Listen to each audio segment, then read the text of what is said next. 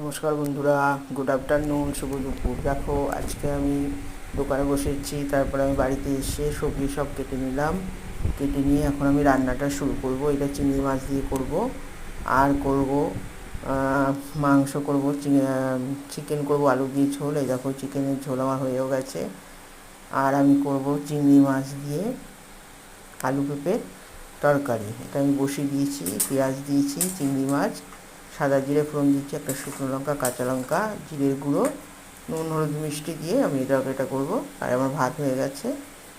আর এখন আমার চিকেনটাও হয়ে গেছে। আর ছেলে তো খাবে না পুঁই শাকের তরকারি, তাই ওকে খেতে দিয়ে দিলাম। ওকে একটা ডিম সিদ্ধ দিয়ে আর চিকেনের ঝোল দিয়ে দিলাম।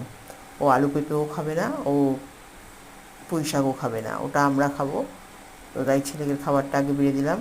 আর চিকেনে আমি আদা রসুন পেঁয়াজ টমেটো লাল লঙ্কার গুঁড়ো কাঁচা লঙ্কা দিয়ে করেছি। যেহেতু লাল লঙ্কাটা দিয়েছি, তার জন্য কালারটা দেখো কত সুন্দর হয়েছে। আর চন্দ্রমুখী আলু একদম গলে গেছে। মাংসে চন্দ্রমুখী আলু না দিলে ভালোই লাগে না। আর যদি আলুটা ভাজা খাওয়া যায়, কিন্তু মাছ মাংসে দেওয়া যায় না। তো যাই হোক, রান্না কমপ্লিট, খাবার বেরো ফেললাম। বন্ধুরা, দেখা হবে আবার একটা নতুন রেসিপির সঙ্গে। ততক্ষণের জন্য টাটা।